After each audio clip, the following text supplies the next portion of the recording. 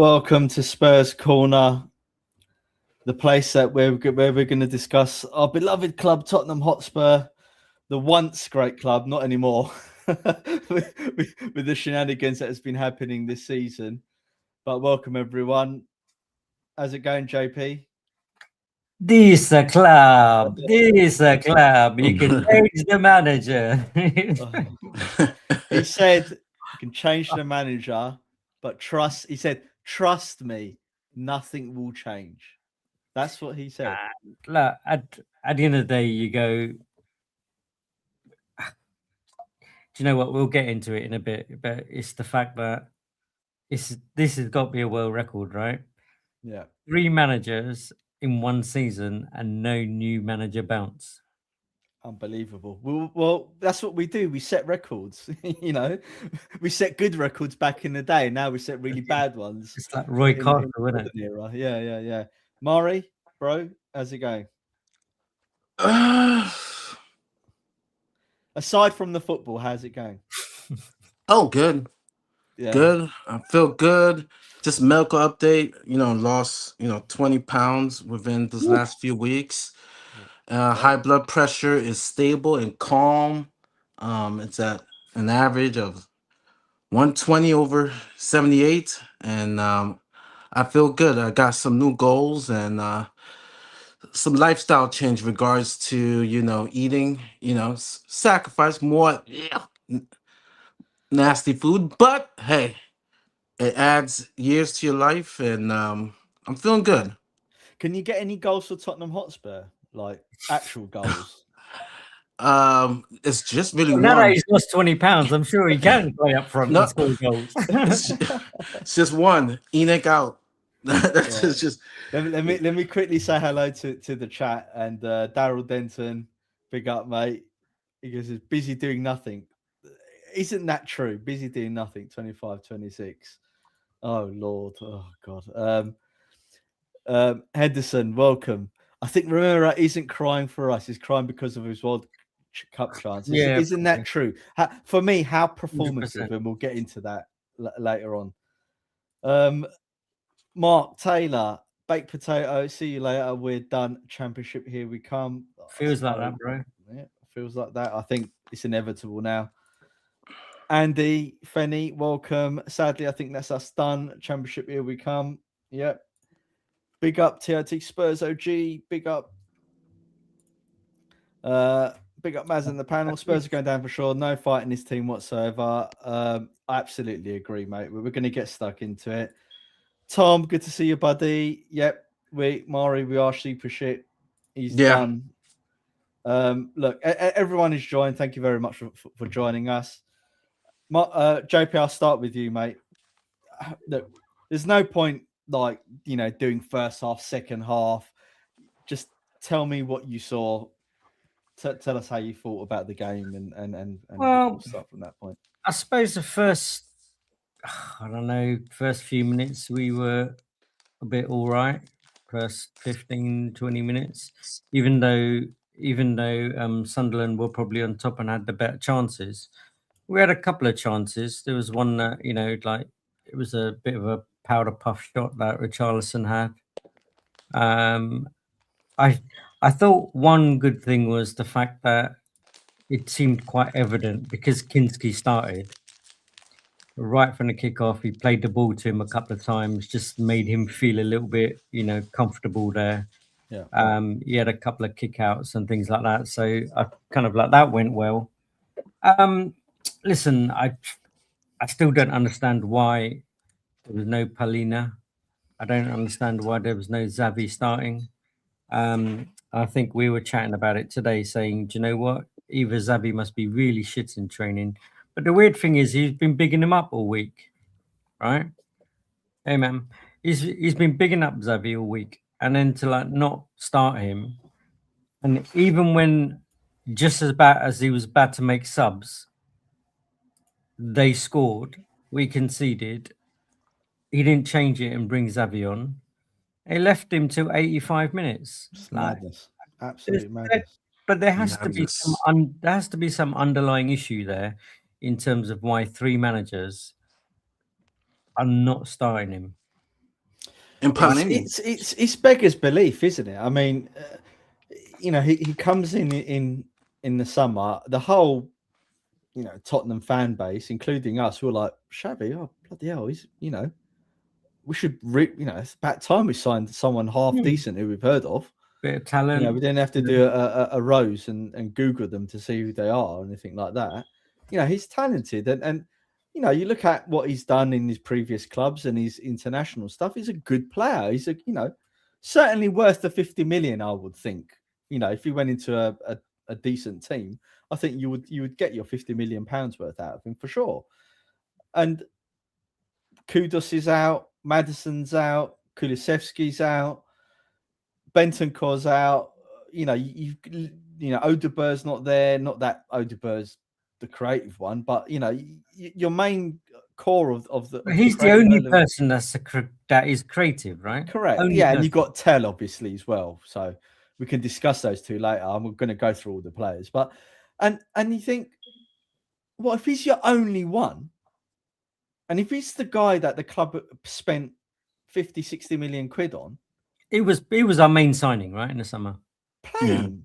But the thing is, he comes in, and sorry to divert away from you, JP. I'll let you carry on. But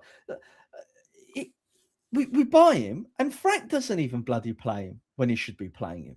And it's not as if he's unfit or he's injured. He's coming on, and when he does play, he's running the whole game.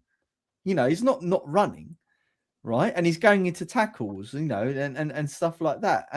And he's trying to take on players and trying to do something. So I think you're right, JP. They must be seeing something that they think.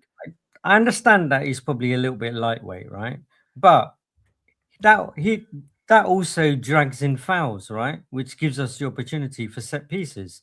So that can also be part of the game and part of the plan, surely, because that's this is the season for set pieces, it seems, right? Kind of like every team's kind of like working on them and kind of like using them to their advantage as much. In terms of the first half, it was a bit, different manager, same players, at least we weren't losing kind of thing, like we were 0-0 at the first half. Second half, after they scored, it was just no reaction. It was limp. It was just flat. And like passes were then going astray. And listen, I understand the players are fragile and stuff like that from where they are this season, the way the season's worked out for them and stuff. But you go, again, this new manager bounce should happen, right? Someone's new coming. You saw him get involved in the training. He literally had his boots on in the middle of them, right?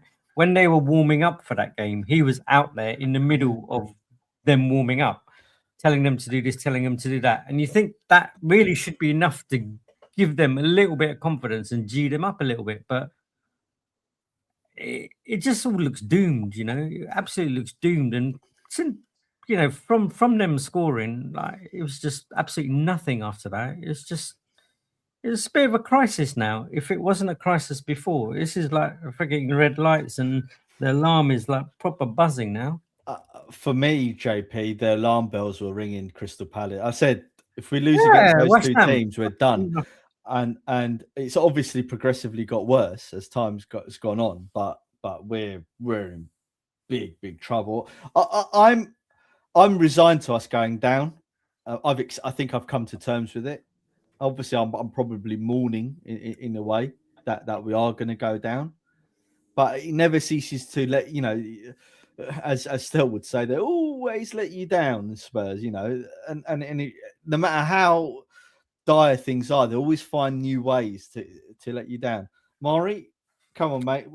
How did you see the game? One really quick thing that I wanted to say up front was like, happy Greek Easter to everyone. Oh, thank you very much. Yeah. Thank you. So anyone who's Christian and Orthodox, it's Greek Easter or Orthodox Easter today. So happy Easter, everyone. Happy Easter.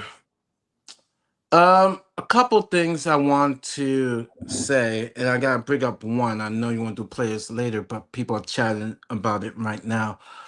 I'm like you. I've resigned to, fall into the championship. I'm just, if we make it, if we stay up, we stay up. If we fall, we fall.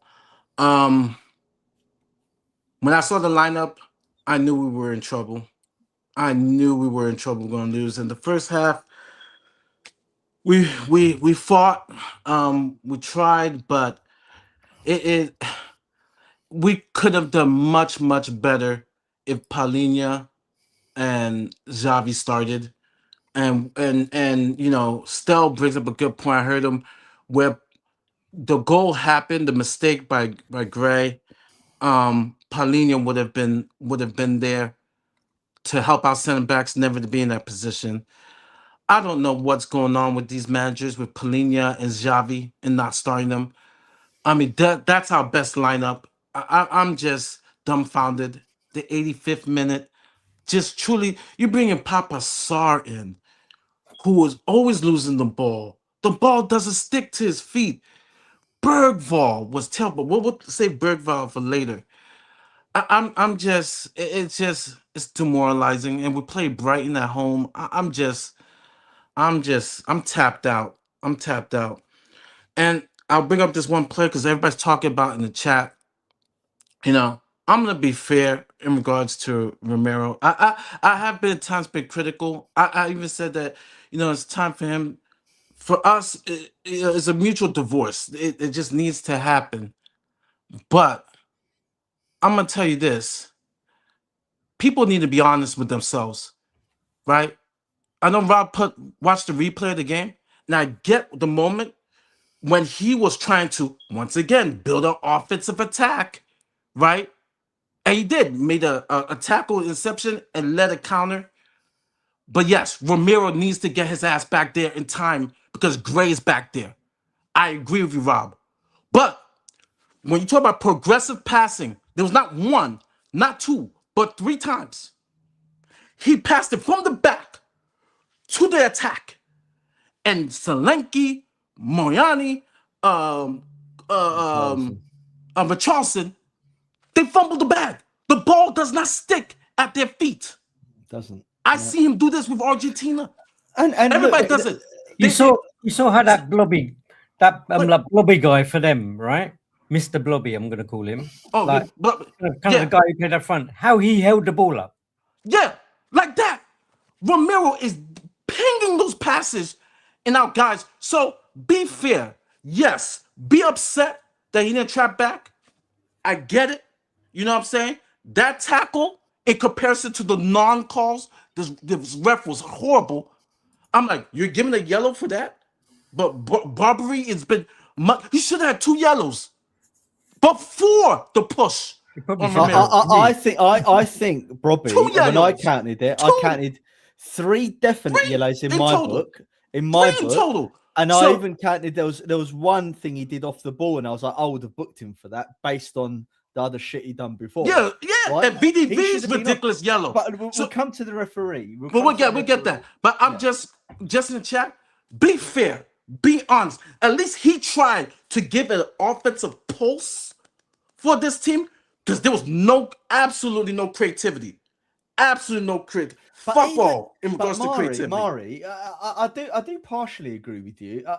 It seems to me that technically Romero's obviously one of the best players, like on the ball, right? He's a very lethargic type player. You know, when he's on the ball, he takes things slow, you know, and he passes slow. But as an individual, when he's on the ball, he's generally one of our best players.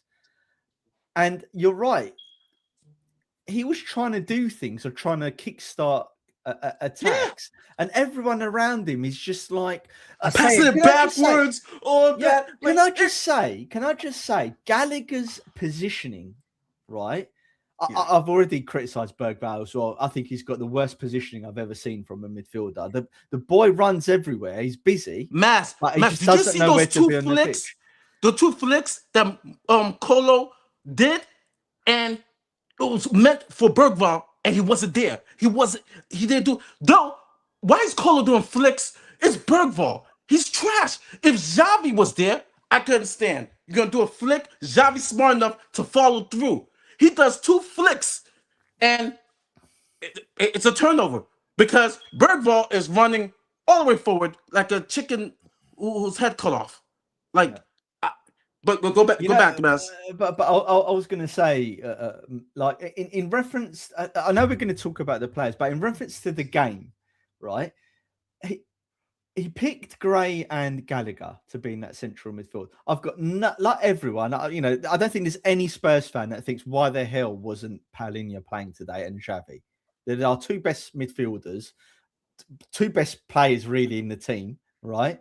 Why aren't they playing? But he went with Conor Gallagher, right, and Gray, and their positioning today was diabolical. The amount of times they just bypassed the midfield to Brobby, right? And then they'll spring in their counter-attacks. So that was ridiculous. And there was even times when we had a flat back four, right? And you're looking at Gray and Conor Gallagher, and they're 5 yards ahead of where they should have been on the pitch. And they're easily being bypassed. And you're thinking, Gallagher, you're a seasoned pro. You've played for Chelsea, Crystal Palace, Chelsea, Atletico, and now Spurs. You don't know where you're meant to be on the fucking pitch, for crying out loud. Right? He was so terrible. I'm beyond words on how to describe what I'm seeing at the moment. What's happened to your doggy? Your doggy has fallen off the map. In the second half, his mind just. He just didn't know what he was doing at one I don't know who was worse, him or Porro. Porro hitting moonshots. Porro was poor. Porro, mind you, he's been poor all season, right? His passing and crossing is just absolutely turned to shit. My opinion on the game was that I thought if we didn't get the first goal, and if we weren't positive in terms of dominating the possession, I thought we were going to be in big trouble, right? Because we know that Sunderland is a physical team, right? They've got some strong players in their team. And when I look at our midfield, I was thinking, oh my God, like is Gallagher going to be that player that's going to boss the midfield? Is Gray going to be that player that's going to boss midfield? And then you look at who's ahead of them, and you've got Bergvall, Mawani on the right, on the left you had Richarlison and Solanke. And you're thinking, how are we going to hold on to the ball? Who's going to hold on to the ball? And that's, for me, that was the story of the game. We had no one to hold on to the ball, no one to pass the ball around and dictate play at all, right? When we were attacking, it was breaking down quickly. And the only chances that I remember, was Richie had and Solanke. Richie done a couple of sort of runs where he done well, and he got into position to shoot or square it, and he ultimately failed. And Solanke had a half chance, didn't he? And even that Solanke one was lucky because he missed it, and the defender kicked it back to him. Yeah, where the keeper made a save. And so look, we all know it was a rubbish game, right? Sunderland weren't even that good, man. No, I don't think. I mean, Robbie caused us a lot of problems in that game. But he was strong up front, and he held the ball up quite well, right? And he was happy to run, even though he should have been sent off. But he was happy to work for the team, right? Yeah. Whereas you didn't see any of those attributes really in any of our players, and definitely up front, we don't have anyone like that. Richie can't hold the ball up. Solanke does, but not to that level, and harass players like up to that level. Personally, I would have said my man of the match out of all of that was Kinski. Kinski, yeah, I was about to say, yeah, Kinski. I'm going to give it to Kinski. Our man of the match for our team. He was our man of the match, and I'm glad that he was, in a way, because no one wants to see a player humiliated like he was in that game. But you want to send him still the link? I've sent it to him. Yeah. Okay. But look, let me just have my rant, and then you guys can go off, and I'll shut up because obviously Stel's going to come on in a sec, right? But for me, I think, look, I rate Zerbi. I really rate him. I've always rated him. If everyone remembers Tottenham way and you go back, I've always said we need a manager who's got bollocks about them and that can tell the board things that need to be told. And that obviously he's a good coach. I think he's a good coach. And I think he's very Conte-esque in his thing. Whether or not he'll be successful at Spurs, no one knows, right? There's no one knows what managers are going to do at Tottenham Hotspur. You know, we know what ENIC are about. We know what this club does to managers and stuff. But as a manager, I'm happy that he's here, but I don't expect anything from him. I don't expect he's going to come in and revolutionize the way that the players are going to play, right? Because for me, they're mentally destroyed, right? There's nothing that's going to get these players playing like they were a couple of years ago in the first season under Ange and that sort of stuff, right? I think they're like abused, you know. They're physically and mentally abused. One by our medical department, right, and how we manage the players and the squad size, etc., and another from all of the bad management decisions from the board and stuff like that, which we can go into later, right? So the players are done. They've regressed, right? They used to be good players. So when I was going on earlier in the season saying this team isn't relegation for the players, I stand by that at that time, right? But the whole team has regressed to the point now where they are no better than championship players, and we deserve to go down because the performances that they're putting in are so bad, right, that it's indefensible. I don't think anyone can defend the performances that the team's putting in. So Zerbi comes in and he puts that lineup, right, which I wasn't happy with because when I didn't see Paulinho and Xavi there, right, and I didn't see him making some key decisions as to, you know, who's going to play. Are you going to play two up front? If you're going to play two up front, then play two up front. Don't put Richarlison on the left and Moani on the right and Solanke. I don't think that's worked for us this season. So I don't see why it's going to work now under Zerbi, especially when you've not got any creative midfielders or players that can hold onto the ball. And then you see the performances. Porro, shocking, right? He used to be one of our best crossers of the ball, or he was our best crosser of the ball. He used to be the best person at taking set pieces, and he used to score a few goals. That's all stopped. Romero, he's not the player that we remember from a couple of years ago when he first joined Tottenham. You know, he's not this Rolls Royce defender. I've never thought he was a Rolls Royce defender or as good as, you know, our players of old, like Alderweireld or Yang Vertonghen. But I thought he was a good player, a very good player. But, you know, he's regressed. His head is gone. He's not putting in captain material performances. He's one of the reasons why we're in this mess, I think, this season. Same with Van der Ven.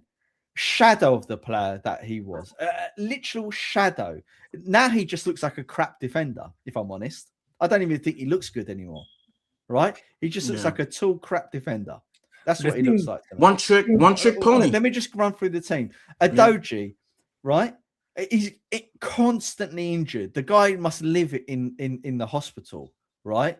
Constantly injured. But when he does play, you look at him, he's a big guy, he's got pace, he's got some technical ability about him, right? But his mind is like, He's got such a fragile mind. As soon as we went a goal down, he was gone. His head was gone. He started making mistakes. He wasn't tracking his defenders properly. He wasn't tackling properly. You know, utter madness. Who else? Gallagher. What? Fuck my life. What can you say about him? He's rubbish. Absolute rubbish, right? Signing, right? Mas, can I ask you a question? Yeah. Can I ask you a question? I went on Spurs Kings late last year, and I posed this question, and I got roasted by some on the panel and some in the chat. and I'm going to ask you this question. Tell me, what is Bergvall good at? Can someone tell me in the panel and in the chat? Tell me what does Bergvall does well? What does he do well? Because I'm struggling to find anything, and it's been. He's a player that's come to Spurs, showed promise, and hasn't developed. Right? He looked better when he first joined, technically, as a player than what he does now. He's regressed. He has regressed. He's regressed. And he goes to the point that Stel, all of us, he's not just Stel, all of us used to talk about. When you bring a player into a team that's not playing well and he's got shit around them, they drag them down. And that's what's happened to him. Right? And anyway, let me just run through quickly, then I'll shut up. Then you guys can go. So I'm sure Stel's got a lot to say on it. Right? Gray. Look, I think Gray in a good Premier League team may develop into be a really good midfielder. Right? He's not going to do that at Spurs. Not in this current setup. If he was under Pochettino, if he was under Redknapp, if he was under Joel, right? Even AVB, he might turn into something. He's never going to turn into anything at Spurs, right? We've destroyed his career, right? It's not his fault, but it is his fault because he signed for us. So he should have signed for Brentford or whatever. Tell. He's worse than Werner. His output is shocking. He runs around. He look like he might do like this one bit of control, and people will be like, "Oh, I can see something in him. I can see something." Right? He does nothing. He's rubbish. Richarlison. We're talking about Richarlison's pointless talking about him. Solanke, big waste of 65 million quid. Is shit. And Moani, they should have terminated his contract as soon as he started playing bad. She said, "You know what? F off." Right, if you're not going to play for us, you don't want to be here. See you later. So where does that leave us? It leaves us in the relegation zone, right? And there's no manager that's going to come in now and change the situations because the players are gone, right? There's no amount, right, of geeing up, arm around the shoulder, right? Team building exercises, fucking bonuses. There's nothing that's going to change the situation. And Stel is right. The only thing that's going to change the situation now, the way I see it, is when we go down. Because then they can clear out this group of players. And this is Lange's and Angie's, right? And Levy and Vinay's fault. Those four people. Because they built this squad, right? We were better off with the squad under Conte, right? Than the squad we got now. Right? And this is where we're at. This is where we're at. There's no way out. Stel? Hey, Maz. Hey, Murray. JP, happy Easter to Murray. Not Murray. Easter. To Maz. Sorry, yours was... In fact, are you celebrating Greek Easter as well, Murray? Maybe you are. I don't know. I'm a Christian, so Easter could be every week. I celebrate it. It was last weekend. We'll see. Yeah. I celebrate it. Yo. Tell us. Come on.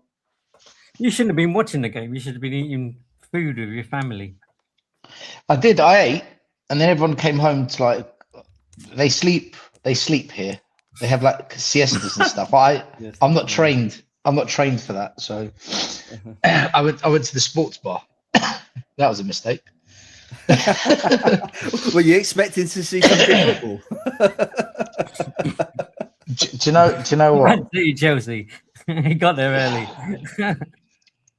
I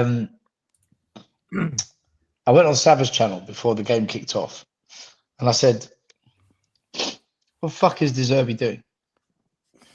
Why has he dropped our best defensive midfielder? And why has he taken the only creative player off the pitch? Like, what is he actually doing? Has this man has he gone nuts on day one?" And then in the comments, I had to screenshot everything because I'm going to post it on my channel later. Right? James Flower, our friend, he puts, "I disagree with everything Stell is saying. I'm sorry." I get a regular on all the channels, free the right side. "Our club is pathetic. A manager doesn't get one game and already he's branded nuts." Koi's Chronicles, "Zerbi is trusting the players he's seen in training. This fan base does my head in." So I've got all these people just let's disagree with Stell. Stell's wrong. We lose 1-0. The goal they scored came exactly from where Paulinho would be on the pitch. So Van der Ven pushes out late, exactly where Paulinho would be defending. Yeah. Funny that. But if you say, what is the Zerbi doing? You're the devil, because you're not allowed to question anything. And like we go through it every single manager. Don't question anything. Let the manager have 2,000 games. Let him crash the club. And then at that point, you're allowed to speak up. Mate, as soon as he started, I said to myself, why are you not playing our best players in their best position and just letting it play out? So now what he's done is De Zerbi has opened up the conversation to be criticised. Had he started Paulinho and Xavi Simons and we lost, he'd be saying, well, these players, man, that's but he did, but he opens that conversation. And look, I've been saying for many months now, just relegate the club. Just relegate this freaking club and let everything collapse, because it forces the reset. It forces the painful rebuild that Pochettino mentioned. But our fans don't want that. They want a bus parade. You know, we're going to have another bus parade before the Brighton game. And we will not beat Brighton, by the way. We're not going to beat Brighton at home. No. I promise you, we won't beat them. Absolutely no chance. Romero's out for the season. That's another player gone. Another one. I look at it. Is that official? Is that official? Yeah, he's done his MCL apparently. Ooh. But Maury, hold on, Maury, why do you need an official announcement? We're Tottenham. If they say he's out for 2 weeks, that means 3 years, right? So it doesn't matter what they tell us. We know he's out for the season, right? We know. I don't need a doctor's report. I know what's going to happen. Yeah. I just look at it and I think we were crap to watch. Our football today I couldn't understand it. The players look shot to pieces. We can't pass a ball. In front of goal, we're awful. Midfield, non-existent. Gray went missing. Gallagher, waste of money. Bergvall, why is he even on the pitch when you've got Xavi Simons? Because Bergvall did nothing. And at the back, we gave them chances, but they weren't clinical. Nothing. If you said to any Spurs fan, watch the game today and then tell me who the manager was, you wouldn't know if it was Ange, Tudor, Frank, or De Zerbi, right? Yeah, you wouldn't know, because absolutely nothing's changed. De Zerbi's been here for 2 weeks. He spent 10 days with the players. I saw no different. And I like De Zerbi. I really like him. So what it says to me is this. He needs time to bed in his philosophy, but he hasn't got time. There is no time. So he either just needs to set up the team to win and then sort out your philosophy next season. But I don't know what he tried to do today, because I didn't see a philosophy, and I didn't see a team trying to win, because he put the two best midfielders in the club on the bench. But that's why for me the right thing to do was to get a Redknapp and Tim Sherwood, right? Because they would come in, right? They don't have all they're aiming to do is just get the team over the line to win games, right? They don't have to worry about bedding in their philosophy and stuff like that, right? They know how to get a team to win games. Well, maybe not Tim Sherwood, but certainly Redknapp did, right? And for me, that's why you needed to do that, because you bring in a permanent manager like De Zerbi into this shit show now, right? That what do you expect him to do with the shower that we've got at the moment? But what's the same as that Redknapp comes in and doesn't play exactly the same team? No, fine. Look, right? like I said, my expectation of what the managers can do is so low that for me it's immaterial. I just felt that if you're gonna make a change, right, then you bring in an interim manager like who's been at the club before, a bit like what Chelsea have done a few times, right? With Hiddink, right, where he came in and he came in again. That people that can stabilize the club and get them to move to get them into position so that when the summer comes, then you can bring in a manager and do the reset that you're going to need. But we know that resets don't happen at Spurs because of the way they are with the way they run the club and the finances and stuff like that. But still,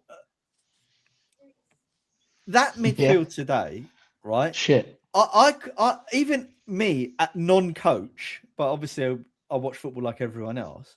I felt that the positioning of Gray and Gallagher was 10 yards too high up. And every time they got the ball, Robbie would literally go into the pocket, receive the ball, and knock it to the flanks. And the attack started. And Gallagher, who's a seasoned pro, right? Not once did I see him point to Gray, be there, or him snuff out a ball or something like that. Visually, I couldn't see any leadership from that midfield. And that's going to your point. Why wasn't Paulinho playing? Because he's naturally going to be deeper, right? And know where to be on the pitch. Because that's the Zerbi ball. he plays it higher up. But the point is, we haven't got time for his philosophy. I actually think he should either go all-out attack, play Ange ball, and try and pick up 2 wins just by throwing the kitchen sink at teams. We'll probably lose 4-0, 4-0, 5-0. But if we win a couple of games, 1 or 2-0, that's all you need. Wolves and Leeds. The Wolves and Leeds game. Yeah, but Mari, the thing is, we're not going to beat Wolves away. We won't beat Wolves away. Oh, wow. Yeah, we won't beat Wolves away. I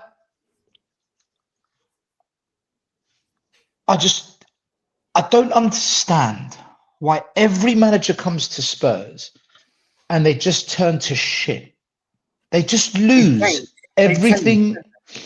But JP, like, Frank stopped being Frank. Frank tried to be something he wasn't, and it all went tits up. He should have stuck to his Paulinho, Bentancur, 2 in the midfield pivot. I don't care if you don't like it. I'm the manager.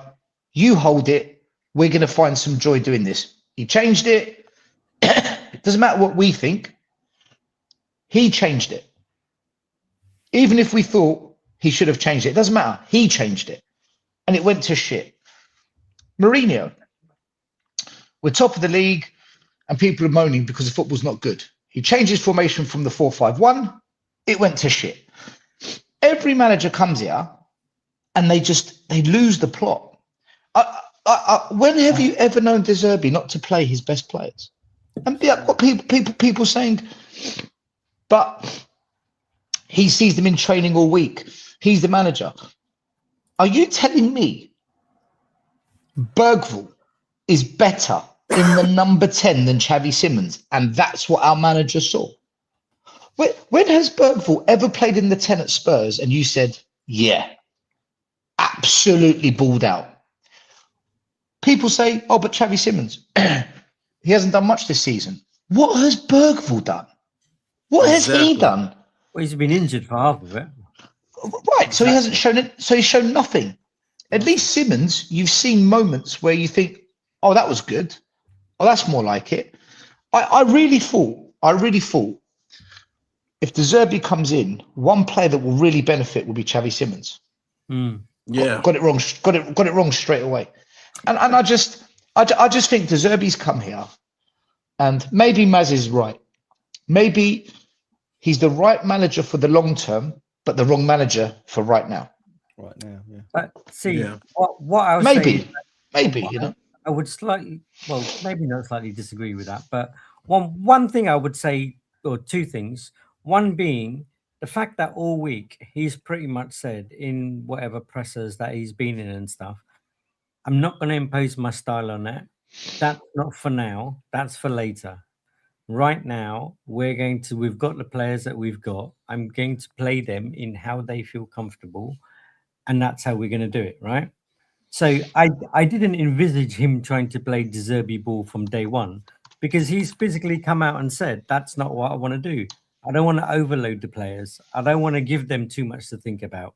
I'm going to pick my players to go out there and play a game of football to win a game of football, right? But to say all of that And he's not the first manager to actually do it, because Frank's done it. All the previous managers have also done it. They come out and say shit, and then when they start the game, it's something totally different, right? In terms of that's like number one. In terms of what Maz was saying about the fact that maybe he's coming too early, personally, I think he's probably coming at the right time to be able to assess the team. The most important thing is for us to stay up, right? If he's coming now and we stay up, he knows the squad, he knows these players, and he knows what he needs to change from as early as this season finishes. He can already put those plans in place, right? If they allow him. So I don't think it's a bad thing that he's coming like right now, but the most important thing is that he stays up and he then gets the opportunity to actually do what he wants.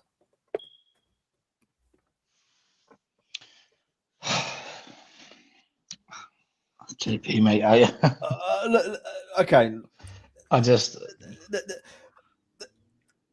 I feel that one of the big problems at Spurs is Romero and Van der Ven.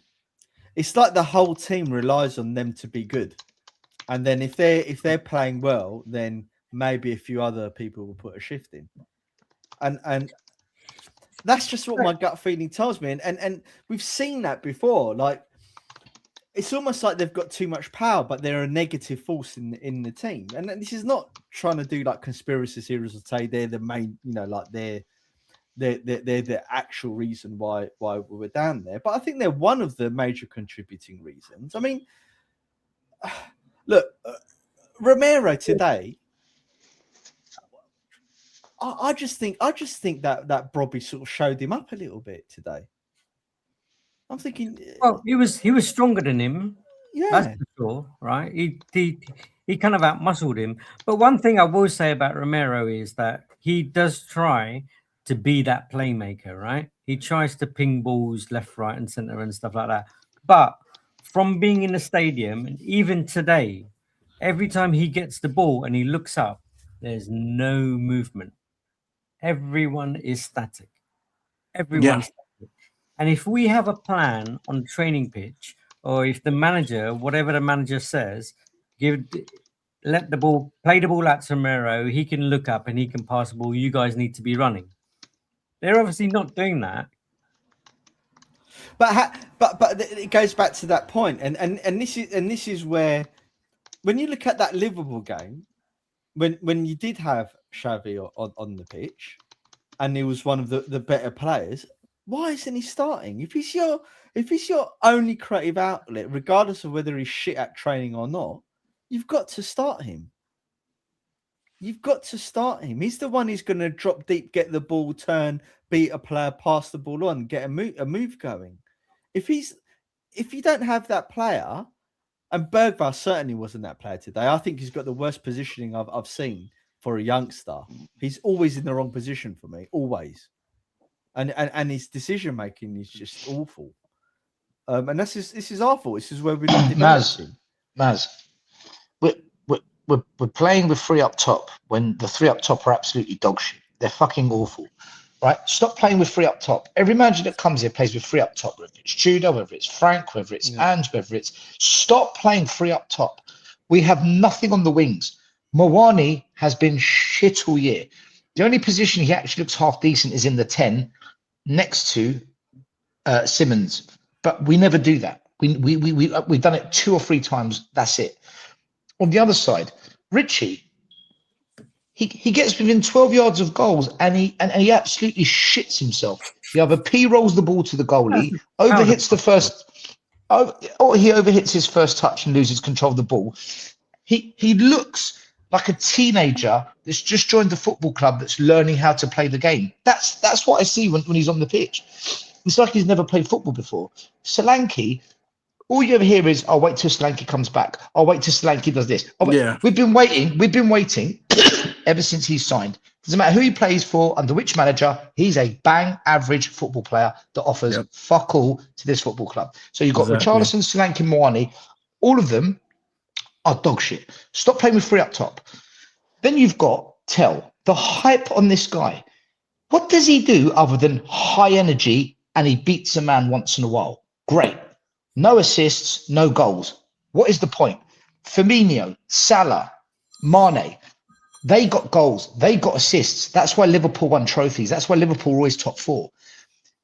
No goals, no assists. That's why we're in a relegation battle. That's why we're going to get relegated. Guys, the front line at this club is shot to pieces. We should just go with one up top, two in the 10, play two behind the number 10s and push the fullbacks up high and hope that works. But we don't do it. Every manager comes in, all right, we're going to go 3 up top. And then they do nothing. If De Zerbi's anything, if he's got anything about him, and we've all said that he's a good manager and things like that. He looks broken. Did you see his press conference? Already he looked broken. No. Yeah. He said, he said, we've got a mentality issue. Oh, really? Cheers, mate. I could have told them that. 60 million pounds he's on. He's basically said their heads are finished, which means I can't do my job. He's already laid the seeds. Right? He's already planted the seeds. Yeah. He knows it. He knows it. I mean, one thing I would say is that he did say in the week, right, as much as training is good and training exists and stuff, but one of the things I want to see is them on an actual pitch, because in game is different to training, right? And I 100% agree with it. Absolutely. So, Absolutely. yeah, That's right. absolutely. So now what he's seen, I would like to see what he does about it in the next game. The thing is, it's just all too late. It's all too late. This is why I didn't see the point in him coming. Like not that I didn't want him in, but I didn't see him coming in so late. It's just far too late. They were better off with bringing in a Tim Sherwood-Redknapp combo. They were, right? Because it was already too late when we had 12 games to go. It was already too late. You could see the writing was on the wall. Now we've got 6 games to go. What's he going to do? Nothing. So it's almost like he's having to prepare for the next season. But the downside to that is we're going to get relegated. So he's preparing for next season for the Championship, which means that 80% of these players are gone. So what is he preparing for? Do you see what I mean? It's like what is he actually preparing for? That's why I was saying it was important that we stay in the league, right? Because then it makes sense. Makes sense. He had to do whatever he has to do, whatever he needs to do to get whatever amount of wins, 2 wins, 3 wins, whatever it is. Because we're already now in the bottom 3 and we're 2 points adrift. So we're already Leeds United play Man United tomorrow, and there is no pressure on Leeds because if they lose, they're still above Tottenham and they're still out of the relegation. All the pressure this weekend was on us. And now we proved once again, doesn't matter who the manager is, we can't handle the pressure. I said, when everyone was panicking after the Forest game, I said, if we lose to Forest, we're going to go down. That was the one for me, not the Palace game. For me, I looked at the Forest games. If we lose to them, we will get relegated. And the confirmation will be, if West Ham beat Wolves and they push us into the bottom 3, we are not going to get out of it. And today, it validated what I said. We are not getting out of this. Mark my words. I saw Nottingham Forest come back today against Aston Villa to get a point. People say it was just a point. It's a point more than us. I saw West Ham batter Wolverhampton Wanderers. I saw Leeds United almost blow an FA Cup game against West Ham, but then they managed to crawl it back and go through in the FA Cup. They showed fight.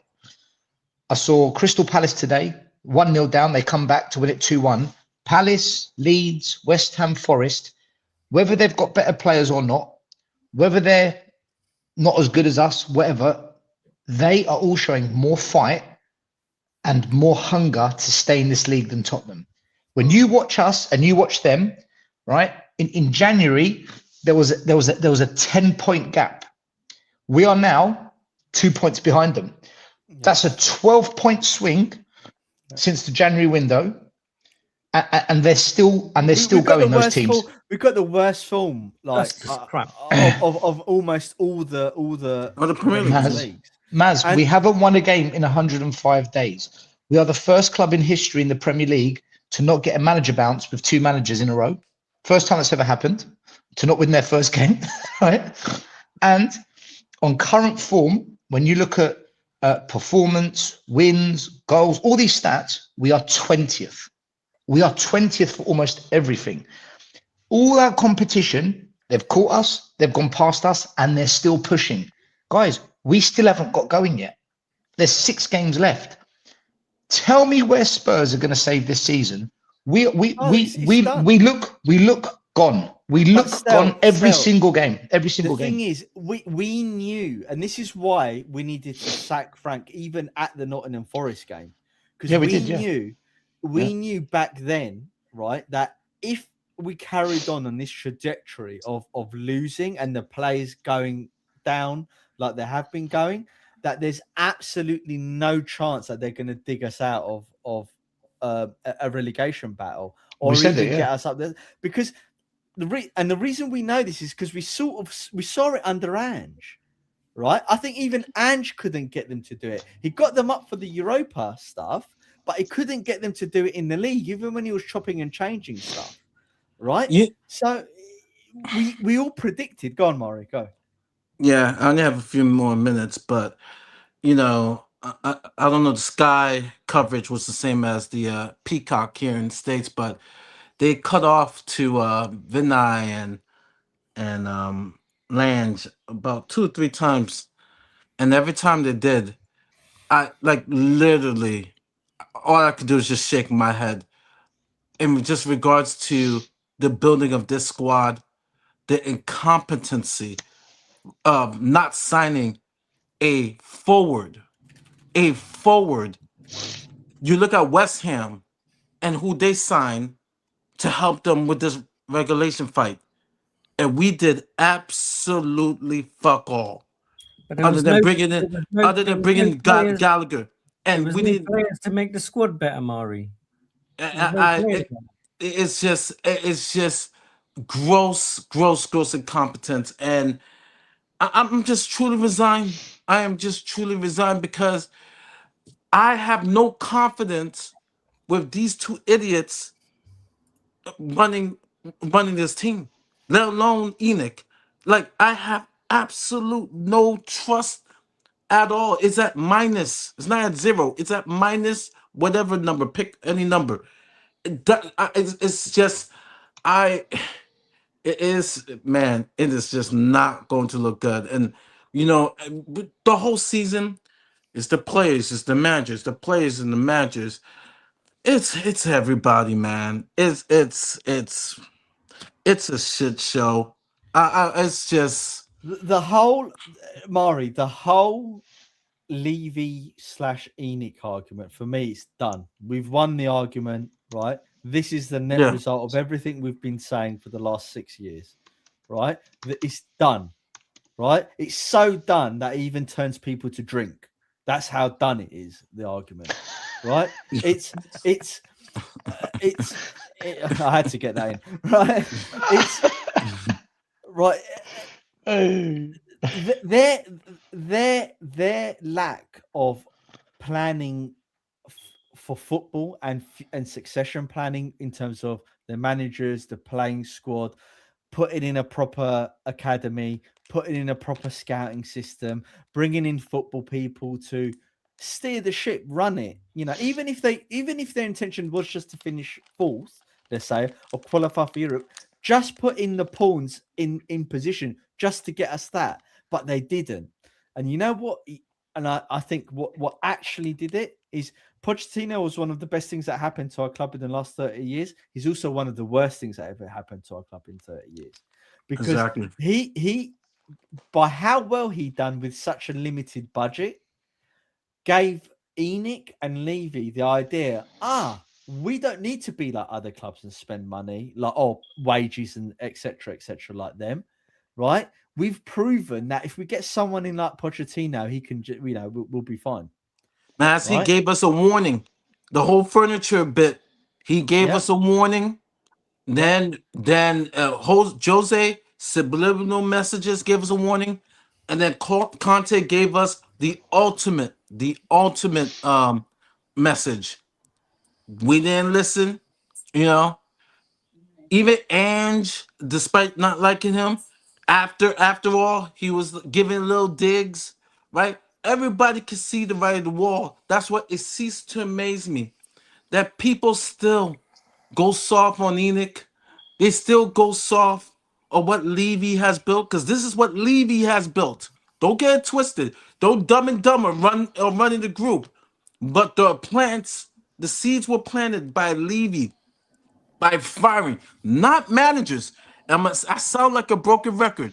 Not managers, but getting rid of sporting directors, right? Visionary planners.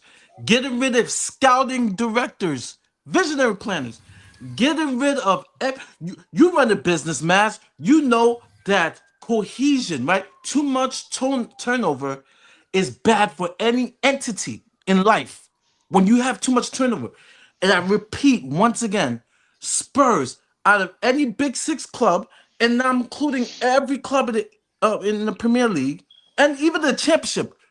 Look at it. Look it up. Spurs have had the most turnover. We get rid of football people more than any other club in England. We do. And But, so and you we can't knew it, build Mari. nothing when you But have Mari, that. we knew it, right? And guys, we were all on the show together, right? When Paratici left the first time round, and I said, what was the first thing the guy done? And I knew we were done for then. And that's when we started talking about relegation and stuff. He ripped up everything Paratici brought in. The football guy he brought in to fix the academy, fix the scouting, right? Put a football philosophy in place, in terms of a vision to get us back to where we should be, right? As soon as he left, ripped it all up. And what did he do? Got in Scottman, Ange, Lange, Flange, all of them in, right? And messed everything up. Anyway, let me do the super chat and I'll bring in Dan. All right, guys, I'm out. Have a great show. Easy, Mari. See you later, Mari. Take it easy, man. See you later, mate. Right. A user, thanks very much. You're very generous. He always supports us. He says, shame Romero never showed tears for THC, only Argentina. Absolutely. What really pissed me off today with Romero was that, he was crying, and I understand why he was downstairs. crying. Yeah. He was crying, and I understand why he was crying, right? But was he crying for Tottenham Hotspur? Or was he feeling sorry for himself? It's too late to cry now. We're in the fucking relegation zone. I think He was crying for himself. He was more gutted that he's probably going to miss the World Cup. Yeah, Good. exactly. I hope he does miss the World Cup. Right, and I'll do exactly. And the next one is I'm planning days to Norwich, Southampton, and QPR. I think we all are. I might even go to a QPR game. I haven't been to QPR Stadium ever, so I want to go to that. Right, Dan, talk to me, mate. What's happening? Well, not a lot by the look of it, mate. That was that. I mean, how many long words can you think of to use for that? That was. It just seems to happen game after game where you sit there and you say, "That was diabolical. That was shameful. That was woeful." Whatever words people use, and you sort of think we can't play any worse than that. Is it even possible? And yet we never cease to fail. That was horrendous today. And also, what was the manager thinking? Now, okay, I get it. He wanted his own little mess about with it. I think I understood what he tried doing, and that was more going for power than anything. And me, still, Sava, spoke about it. And okay, I got it. But in the first 45 minutes, we didn't go a goal down, so that was a bonus. But it was obvious that it wasn't going to work. He should have made some serious changes then. Yeah. And he didn't. And it just got worse and worse and worse. I mean, we could have easily lost the game 3-0. They weren't really on. They had a couple of good chances and didn't put it in. We were shockingly bad again. We never ceased to fail. And it is now basically at that point where can you really call anyone negative, toxic negative, or tell them to get some hope in life or whatever with this team staying up? realistically, you can't. If you're going to sit there and just be totally realistic to yourself, we're literally at a point now that the only way that we stay up is in our control is if we win every game. And that includes beating Leeds, basically. That's the only way. Apart from that, it's out of our hand. Well, I think kind of like right now, Dan, it's the hope to win one game and just hope West Ham lose all of theirs. Yeah, I hope I win the lottery as well. But you can't see that win coming from anywhere, can you, really? No, I can't. That's just it.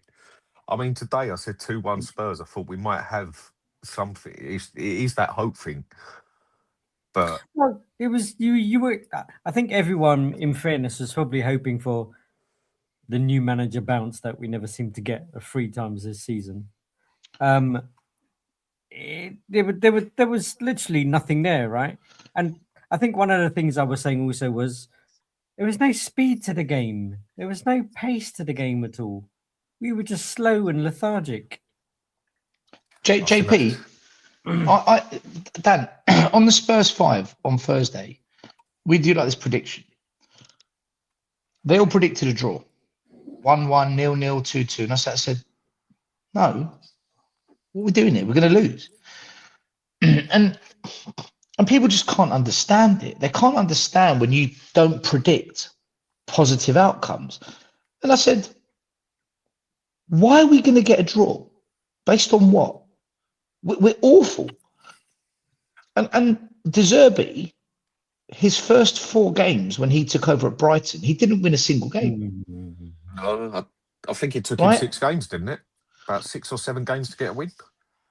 And I said to them, Sunderland haven't won in 4 games at home. They haven't won in 4 games at their home ground. They haven't won. Do you know who's coming into town? Have you not seen whenever a team's got bad stats, if they play us, have you not seen what's happened this season? Dr. Tottenham. Dan, it's the doctor this year, mate, the patience. We've cured every disease in the world this year. We're gonna Tottenham are gonna get a Nobel Peace Prize for curing disease this year, what we've done. I literally strikers who have not scored for God knows how long. Listen, we're going to get every award that we don't want. Hotspur therapy. I sat there on the show and I said, if you look at the evidence, if you look at the data, we're going to lose. I'm going to go with the evidence, and I predicted a 2-1 loss. We lost today, 1-0. I'm not surprised. It's what I thought would happen. And when I saw the starting lineup, I went on Savage Show and I said, that's right. The fuck? What's Zerbi done here? He's absolutely. As I literally said, I know everyone wants to be polite and nice and positive on the first game. JP, I'm past it. I don't care anymore. I literally went on his show and I said, what the fuck is Zerbi doing? Has he lost the plot? I'm not surprised one bit that we lost this game. I'm not, because there is nothing to sit. There's nothing to suggest that anything's going to change. It's almost like, do you know what's happened to Tottenham? You've got to be positive about negative outcomes. Every time you see something blatantly negative, you've got to be positive about it. How does that make sense? It's almost like someone stabs you in the back, you've got to find the positivity. Someone steals your car, you've got to find the positivity. Your house has just burnt down, you've got to find the positivity. This is what we've become as a club. We're completely deluded, man. And it's ridiculous, because anyone who dares talk like I do, anyone, you're treated like a criminal. And yet we keep losing, we keep putting in bad performances, like Dan just said, woeful, disgraceful, shocking. JP, we've been saying this for 4 months. Every single week we've been saying the same thing for 4 months. That was shit. That was crap. 2 years. No, but Dan, this year's different. This year's different level. Like, look, it was bad last year, but this is different level. This is different level. Same club, different day, right, Dan? That's his saying, right? Same Spurs, that's different day. Yeah. I warned everybody last year in January that if we don't get our act together in the next season or 2, we're going to get relegated. It won't happen this season, as in last season. Why? Because the bottom 3 were that shit. This bottom 3 ain't so shit. Okay, 2 of them are gone. But then the fight for 18th place, there's 4 teams in there that are as good or better than us. And I did say it last season, if we are not careful, we will get relegated. And the amount of people that say we're too big to go down, this and that. Well, I tell you, when Leeds went down that time, and that team was 10 times better than the team we've got now. Remember when they had Viduka and all that lot? They got relegated, and we are not too big to go down. And I think it needs to be accepted now that the situation we are in, we are only Tottenham Hotspur. We are not a big 6 club. Okay, maybe in money, but nothing else. And if we manage to stay up, and that's going to be a lottery ticket on its own, we've got to start looking for some solid players that are going to be able to play some steady, consistent football. Not complaining that we're not going in for the big boys and everything and that, because we're past that now. If the only thing we've got to turn people is money, then we're going to have to pay them 500 grand a bloody week, because who's going to want to come to this shit up? I think I'm usually one who backs it up with the money guy that says put it down. You can't put enough money on the table to get a half-decent player to turn his head now. And if we finish 10th next year, people are still going to be complaining. And I think if we manage to finish 10th next year, staying up this season, that's leaps and bounds above what we're doing. But we'd still have people complaining. I think we've got to accept what we are. Go to that middle level, right, Dan? Kind of like from where we are, we need to get up to that middle level to then kind of go up to thinking about kind of challenging for anything or winning anything again. We've got to try and stay up first, which I just don't see. These owners and our fans will not accept that middle level whatsoever, because they will moan that we're not winning trophies. They will moan that we're not in Europe. They will moan that the football is inconsistent. The only reason Poch kept his job for so long is because he kept us top 4. The only reason Redknapp kept his job so long is because he kept us top 6 and qualified top 4 twice. All the managers that fell out of that, they either got fired or the fans kind of voiced their opinions of discontent over the quality of the football in the eye, or they completely fell off a cliff, like Nuno, like Ange, like Frank, and they had to go, right? But for us to fix the club, and this is why I say it, guys, and everyone thought I was fucking mad. I'm not. If we get relegated, the fans won't have a choice but to accept it. Like, you have to accept it. Because it is what it is. Because it's the ultimate fucking rock bottom. It won't get worse than that. So it will when we go down to League One. It won't. Being where we are now and being where we were at the end of last season is not bad enough. Well, JP, because what did we do in the summer off the back of finishing 17th? What did we do in January, three months ago, when we knew we were in crisis? Not a lot. Nothing. They won't change anything. If we stay in the Premier League, the best you'll see is Spurs become a top 6 club again, and that'll be. I don't know how. This. Okay, look, we're not staying in the Premier League. I'm convinced that we're going down. Right, I really am convinced by it. Right, but it's the best thing that will happen to us. I promise you, it'll be the best thing that happens to us. Where I will say you're correct, right, Stel, is if they sell. If they stay. Right, there's no way they've got any clue on how to get us back up, and I think things will get worse. I disagree, Max. The valuation goes down by 1 billion. I disagree. Because they proved they can hire Poch. They proved they can hire Mourinho.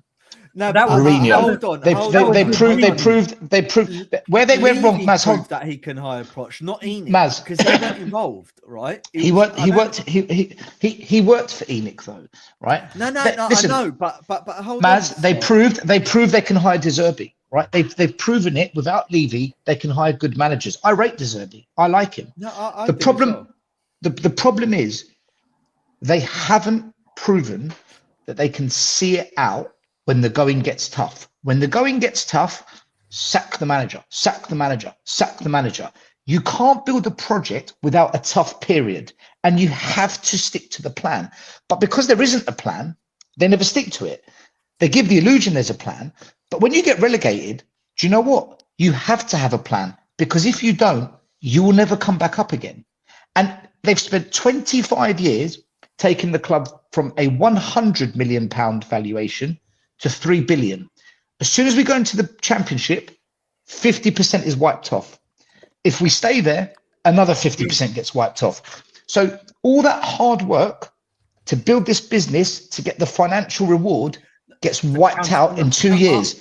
So they're going to have, which is why, Maz, I say, sorry to interrupt you, they're going to have a plan and stick to it, because they can't afford to keep changing it anymore. In the Premier League, they've got the comfort zone of chopping and changing, and fans allow it. I agree with everything you said, right? But where you and I differ is they will implement a plan, but they haven't shown me that they know what they're doing. Therefore, the plan they implement, right, won't work in my eyes, right? And I think that will then become catastrophic. But then they'll be forced to sell, Maz. Right? Maz, then they'll be forced to sell. This is what I'm hoping for, right? You know my position on Enoch and Levy. They're one in the same thing. However, the only evidence we do have is that Levy was in control of everything at the club, right? In terms of running it, hiring people, right? And talking and being the conduit between the club and Joe Lewis, effectively, right? He's the one who would pick up the phone to Joe Lewis, like, no, I'm like a son to you, Joe, right? And say, please give me money to buy this player. And he'll like say, yeah, okay, spend 30 million and buy him, right? Now that's gone, right? Like Levy's dead to Joe, right? No one knows how to run that club anymore. He was the only one who learned how to do it, right? No one knows. And look what they've done since Levy's gone, right? Or during/since. They brought in a Gooner, right? And they started hiring Gooners to be scouts, right? But I'm being serious. So and look at their appointment. The Tudor being the prime example of it, because they didn't know what to do. Yeah, but Maz, when Frank hit a brick wall, if they actually, that doesn't matter what you, me, JP, Dan thinks about Frank and his tactics and his team selection, right? It doesn't matter. We don't run the club, right? We have no say. We just give our views. If the club actually had a plan and they actually meant business, they would have said, Frank's going nowhere. We're going to ride this out. This is the hard bit. And in January, Frank, there's 2 proven wingers, attackers. Get the ball to them, and they'll get us enough goals to see out this season. We'll sort out what's going on with the medical department and the injuries. And in the summer, we've got to fix this and actually get serious. But what they did was they had a meeting with Frank. Frank told us, I've had positive meetings with the owners. I'm not going anywhere. They didn't back him. They sacked him. Lange tells us we couldn't find a player good enough that's better than what we've already got. So lies. And then we get Tudor. What does that say? There was no fucking plan that had any meaningful substance. There was no plan. I think their plan and Dan, that's why we need to go down. It forces a plan. Still, or their plan didn't account for the fact that you see, when you implement a plan, you expect you have certain milestones, right, and gates that you have to cross when you're implementing the plan. I think with Frank, they intended to stick with him, right? That's why they let it carry on for so long. But what their plan didn't include is what happens if we're in 15th, 16th, 17th again. That's what they didn't account for. Right? Yeah. And they bought into Angie's bullshit. That's what they did that in their plan. And let me tell you why I say that. Because Ange was like, I threw the league and I won the Europa. Right? They've come in. They thought, okay, I know what we'll do. We'll bring in Frank. We'll climb back up in the league because he's a proper manager, right? And we'll do X, Y, Z. But that never happened because the squad that Lange, Flange, fucking Levy, Scott Munn, and whoever else built was shit. We were saying this 2 years ago before Ange came, right? What are these guys doing? We said, do you remember the conversation when they brought in Van der Ven? I said the only reason they brought in Van der Ven is because they know that Sanchez and Dyer are on their way out.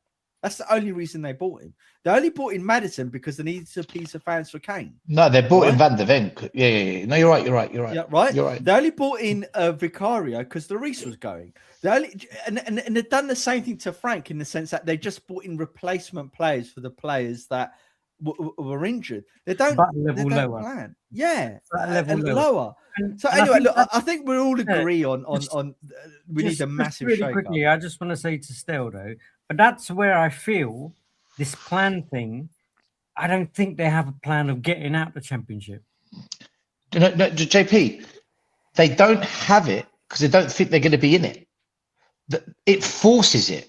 It forces them to have one because they can't imagine going down and sacking Zerbi. That's a £60 million cost. So what they're going to have to do is say, shit, we've got to stick with him and we've got to back a plan with him. He's going to have an influential say because if we lose him, we can't afford it in the Championship. In the Premier League, there's your compensation. We've got the money. In the Championship, they can't do that no more. They're going to have to stick with it.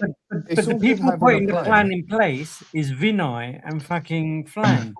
Yeah, it's all good having a plan, yeah. Vinay and Lange will be gone if we get relegated. If we stay in the Premier League, both Vinay and Lange will still be here. Mark it. They're not going. If we stay up together, still, will they be able to put the right plan together? That's more the question. I mean, anyone can put a plan together. I mean, for me, you put a plan together, you do about 70% of a plan, and then you give yourself 30% of. But Dan, they've never put one together though, so we don't know. Exactly. They've never put. So who says they're going to be able to put one together? That is the problem.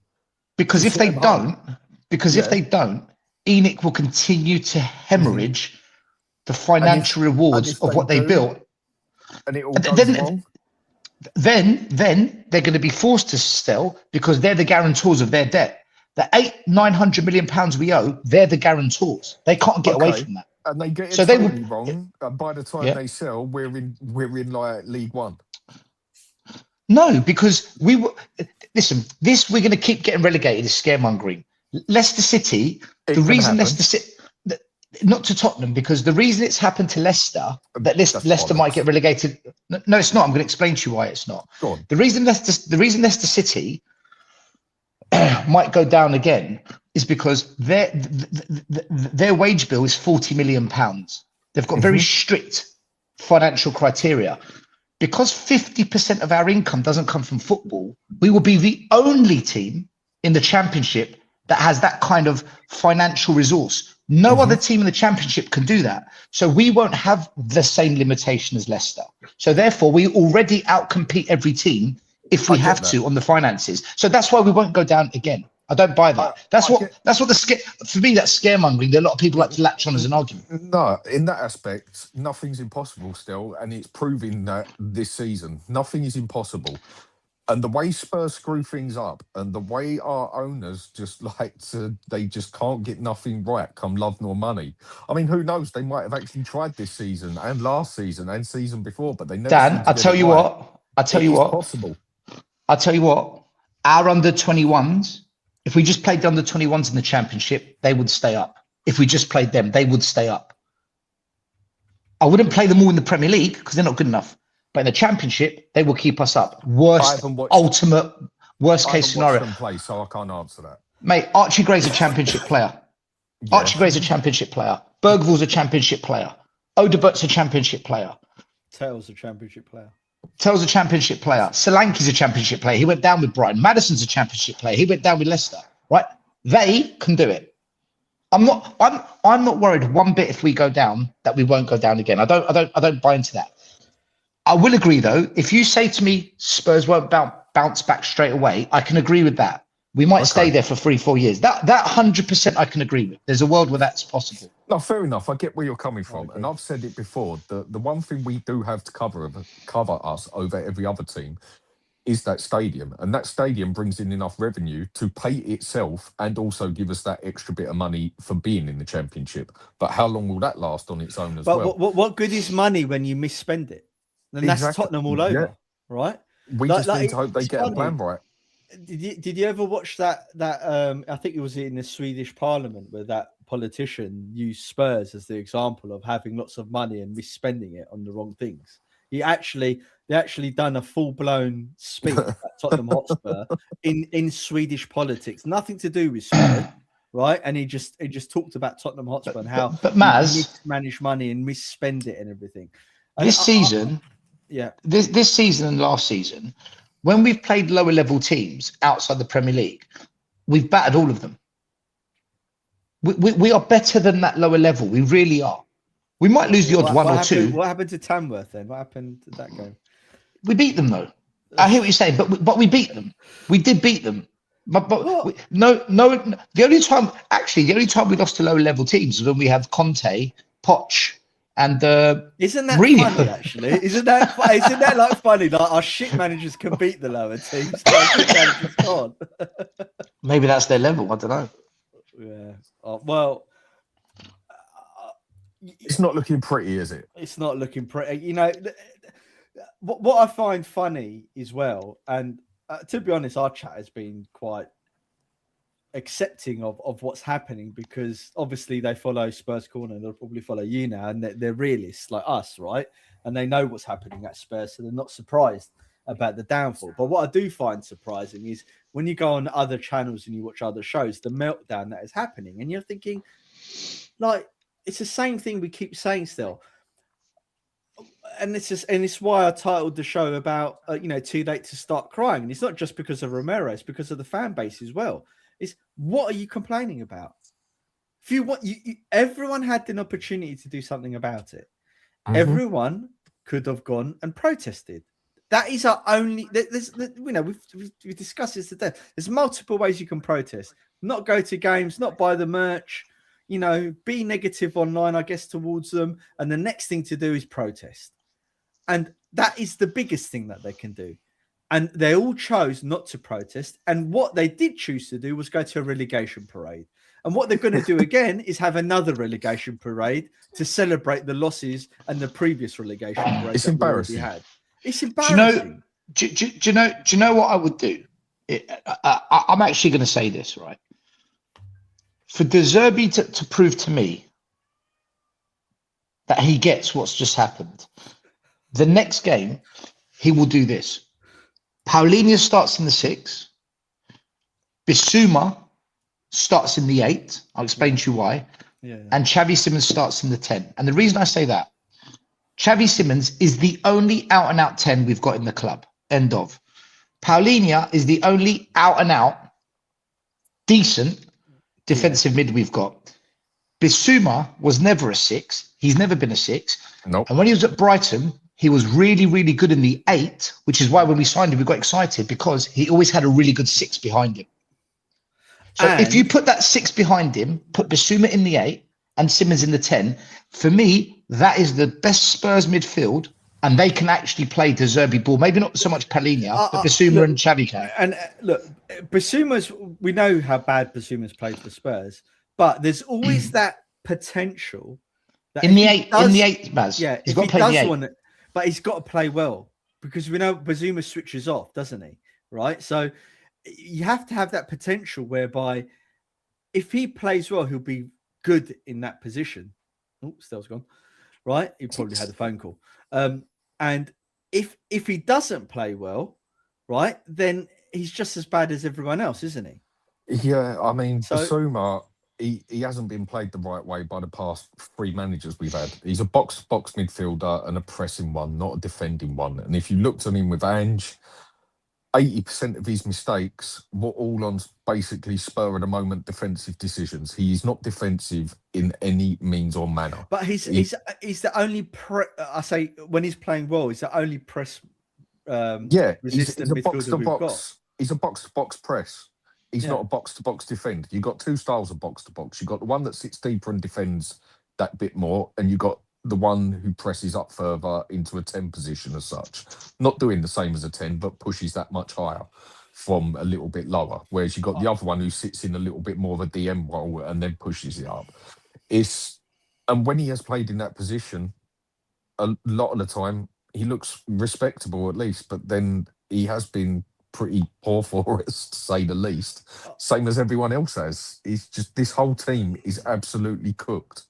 This midfield, considering we've got about 8 midfielders at the club, this midfield this season has been absolutely diabolical for us. I think it's been a bigger problem than our attack, if I'm honest with you, because we never, your midfield creates, right? It's meant to create for the forwards to do their thing so they can do what they need to do in the last third.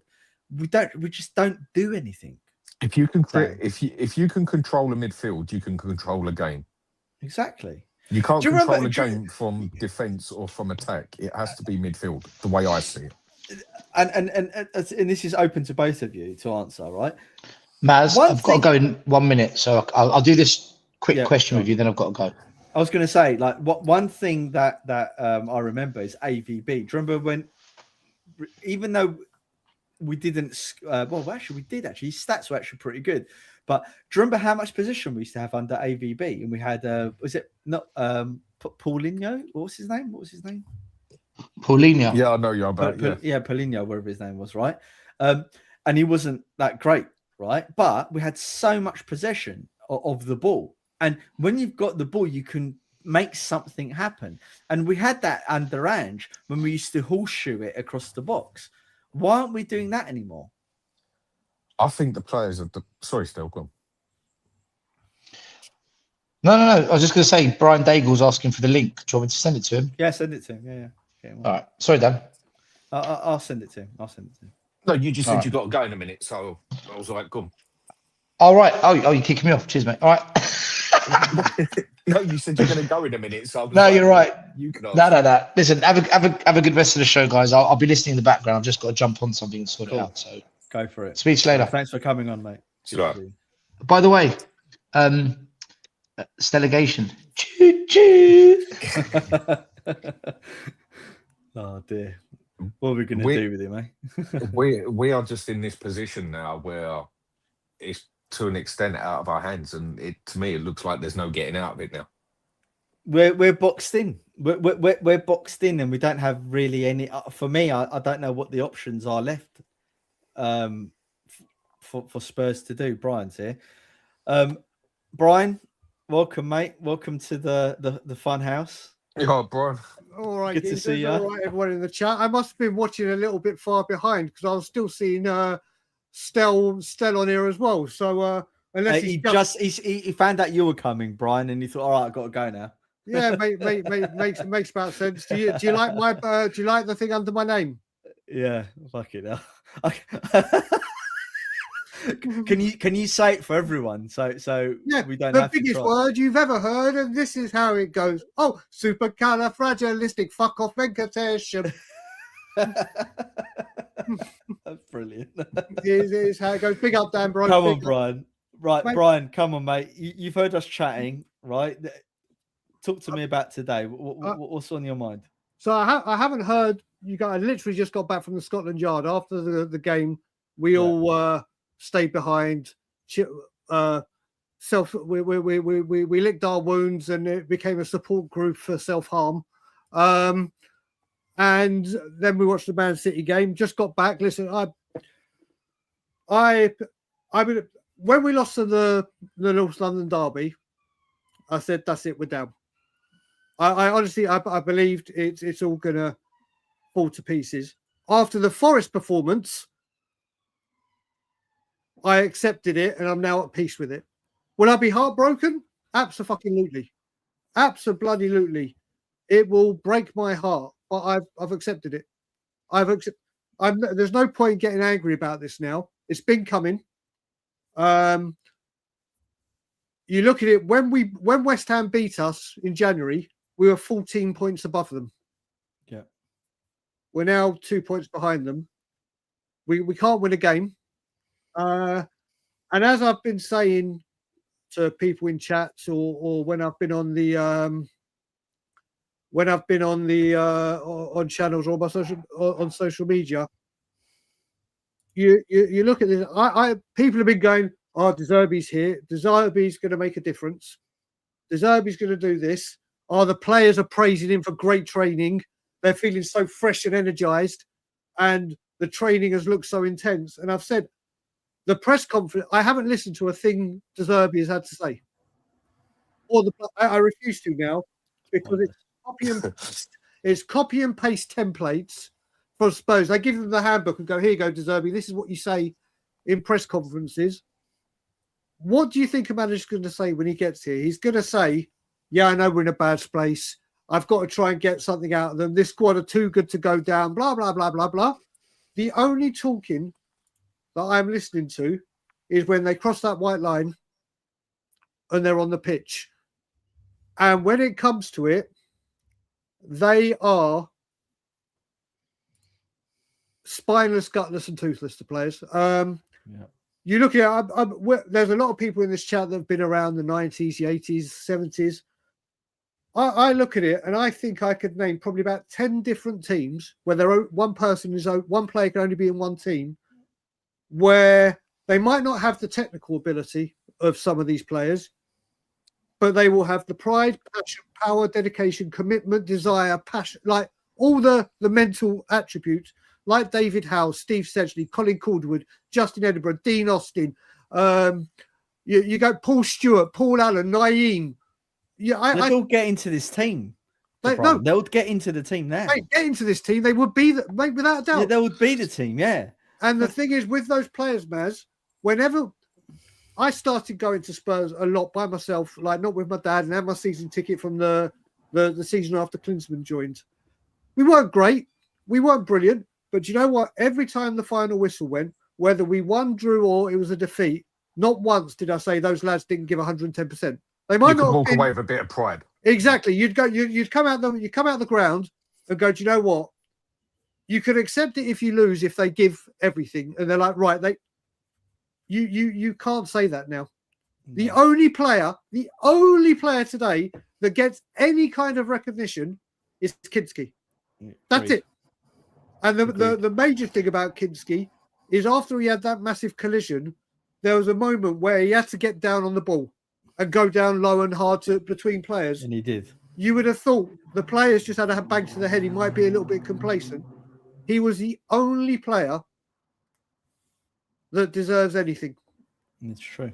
And unfortunately, the fans that have declined to see what's going on in front of their faces, the fans that have said protesting, blah, blah, blah, blah, blah, what we are seeing now is the capitulation. We left this stadium with the famous desk of Dele, Ericsson, Sonny and Kane. We started today with Richarlison, Solanke and Mawani. Mawani, by the way, reminds me of someone that has won a competition to play with the team. Oh, don't. Yeah. Dan Zuma, Werner, Janssen all did better. Yeah. And Kolo Mawani was meant to be this great goal scorer. The thing is, on paper, I still wouldn't say this is the worst Spurs team I've ever seen. But when it actually comes to playing, the thing that this team lacks more than anything, apart from a pair of bollocks, there's just no chemistry in it whatsoever. I've just realised JP's gone as well. Jesus Nothing. Christ. Sorry, Dan. I didn't mean to cut you off. That's what. There's just no chemistry in this team whatsoever. I mean, there's just nothing. No link up at all. None of them seem to know what any other player on that pitch is doing. You'd think they're blindfolded. Yeah. But at least when you looked at a team like Germany, I know that's going for a big difference, the way they used to play, you could put blindfolds on them, spun them around 10 times, and they still knew where every player on the pitch was. This team, there is just no chemistry whatsoever at all. But do you, okay, Brian, and I remember watching you do your Tottenham on tour, the morning coffee stuff. Yep. And you talked about quite often about Son being the captain, right? And you thought legend player, he's happy go lucky type of guy, is infectious, but he isn't a captain per se, right? And Sue, big up Sue. Can I just before we say that, I just got to say I've seen a lot of people when I'm making my bits back, but there's a woman that I love dearly more than life itself and I always do that when I see her name. She knows it, and you've got her name up right now. Since I've been gone, I haven't been able to be on a stream when the Diamond Sue Smith is in the building. So Sue, mwah! Sorry, back to you, Matt. Yeah, big up, Sue. And Sue's talking about Romero's widely tipped to leave in the summer. I guess his injury scuppered that. Now, I titled the show. I had a dual meaning to the show. Yep. It's too late to start crying in terms of Romero crying, Yep. right? Because he's thinking about his Argentina World Cup, Yep, right thing, not the club, of course. right? And it's also too late for the fans to start crying and having a meltdown. Yep. We're way beyond that. I mean, we're so far beyond it. We're holding relegation parades, Brian. So what's your thoughts on one Romero's season, let's just call it that, and everything that's happened within it, but two, like where the fan base is at in terms of relegation parades and protesting and moaning online? Well, let me start with that last bit.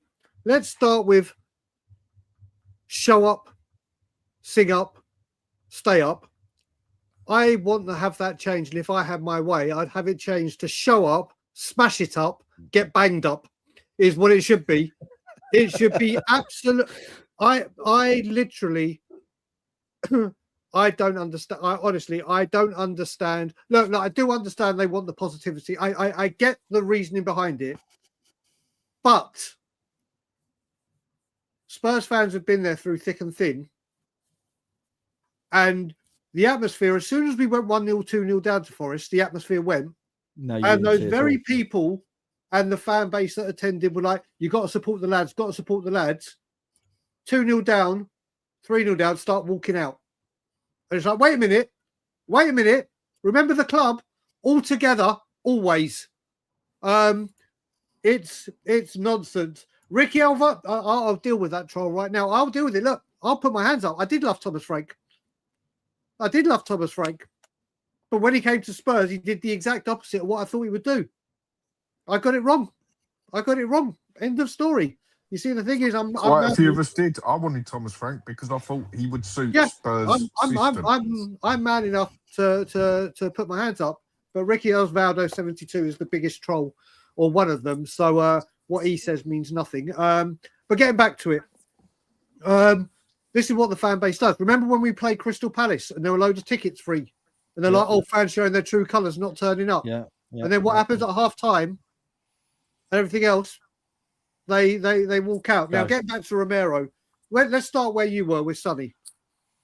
With Sonny as captain, I think it's because I'm old school. I want my captain to be a hard as nails, a Roy Keane, a Vieira, a Terry, Adams. You know what I mean? One of those, but maybe that's old school, and I haven't. I haven't involved. Brian, I don't think that is an old school mentality. Like, in any walk of life, whether it's sport or the workplace or even a social group, you always have that individual that commands an aura. They have an aura. They're an alpha, right? Yeah. They command the respect for the group. So, and I don't think that's ever disappeared. Like if there was a Roy Keane, he would be captain because he has the aura. If there was a Yang Vertonghen, like in our team, now he would be captain. He commands the respect and the aura because of the type of man he is, right? Yeah. Kane, I think he's the captain of Bayern now, isn't he? Right? It might be vice captain. He might be, vice captain. But what I mean is, the reason why he is because he's got an aura. He commands respect. So I don't think that's ever disappeared, Brian. I don't think it's old school. I think it's relevant. You may have a point, but you know what? As well, what we got to remember is, apart from Ben Davies, who's obviously still at the club, I'm not saying him captain. Sonny comes from the long line of being here when we were at Poch with our pomp, Conte with our pomp, even with Ange winning the trophy. We all know what our thoughts here are about. And manager, he won us the trophy. Fair play to the man. He'll go down in history. Fair play to him for winning the trophy. You have people. Sonny knew the fabric of this football club. Yeah. He evolved with it from White Hart Lane to where we are now. Romero, when he got appointed, I was like, okay, I get the logic because of his stature. I get the logic because, cheers, John George. I hope you're good, brother. I get I get the appointment. What I didn't get is with Frank when he appointed. I don't know why Vicario is on the leadership team. I don't know why Maddison, who's out for the season, is on the leadership team. I agree. Whether he's had a good season or not, Pedro Porro, like his form has been atrocious recently, but he's a guy that literally you can see how Vicario is a leader. I don't know when he shouts at defenders, blames other people for his mistakes. Exactly. Yeah. So Romero, he can't even command his box, Brian, let alone but Joe will piss me off as well. He's been captain. He started doing interviews in English. He did one for Sky Sports or for this game, and he's doing it in Spanish again. Now, obviously, they've got. Look, I'm not saying people that don't speak the language. It's not that. It's like you want a guy who will stand up and literally, like, even for me, there's people that are older than me that will say Stevie Perryman, and rightfully so for obvious reasons. The most inspirational captain for me, and it will never change, is Gary Mabbott. Gary Mabbott bled for this club, and with his health issues, with John Fashanu blooming smashing his eye socket, with him breaking his leg at Blackburn, that man... He is Tottenham Hotspur. It's like Perryman. Exactly. He is Tottenham Hotspur. That guy, for me, what he went through, going through the FA Cup own goal in 87, that guy, if he was still playing, he captained him immediately. Yeah. But we keep saying you need to have captains all over the pitch. There's not one. I mean, Conor Gallagher, who I didn't want with Ange, but I thought when Frank was here, he'd be the perfect signing. All he's done is a cross for Solanke's goal against Man City. And he's meant to be a leader. He's meant to be a warrior. Today, he was appalling. Awful. One of the worst performances I've seen from even him. The way he was terrible. Mate, the way, boys, lads, the people in the chat, the way he just jogged past the player that scored the goal. And then there's no closing down in the defence. So like I said, with Romero, the only problem I've got now, Romero crying is obviously because of Argentina. Now the big problem Spurs have is if it is as bad as we think it is, we won't even be able to sell the bastard. It's true. Yeah. No, actually, oh my God, it's just occurred to me. How brilliant is that? He can suffer with us in the fucking championship. Good. Mate, he'll throw his toys out the pram and he'll refuse whatever he does. But if it's a Maddison type injury or as long as that, get ready for tomorrow or Tuesday, the club to say, Spurs should change their motto from to dare is to do to it's worse than first feared. That should be our motto. It's from to dare is to do, from to dare is to make do. That is what Spurs do. Change it all, mate. Change it all. It's worse than first feared, or we come back stronger. On the captain thing, I agree with you on what I want as my captain, but I don't agree on that is what captains get picked these days. The world these days, not just football, is too woke to have captains like that in teams consistently, because you've got too many little bitches on there that would complain about their captain being too aggressive. I mean, you've even got, you even had people trying to start up issues because our manager had contact with someone else as a player who played for him because of other issues that went on in his private life, for God's sake, Roy Keane as a captain, those days are pretty much done and dusted in majority. Now, you get the odd one or two of them, I agree with that. And personally, that's what I'd want as a captain. If I was a player, I'd listen to that, not Son. Son is not my captain material as such. But in this modern day age, players are such little bitches these days, and it's so woke out there, you probably do need your captain to be a bit of a honey bunny, basically. And that is what you see on most of it. The modern day captains ain't Roy Keane. They ain't Gatassu. They ain't Patrick Vieira, like you said, or Adams or Mabo or stuff. People in general aren't like that anymore, of that generation age. I mean, what are we on about? Gen Z, or is it one lower than that? I think it's one lower than that now. I don't know. And what I'm saying is, it's just totally, it isn't that way anymore. And that, I mean, look how much time the players spend on the floor, whatever. I mean, imagine some of these players having to do the training. Why do you think so many of these players get crippled these days and injured so much? Do you think it's actually got anything to do with the fact that they don't do half the training that they used to do.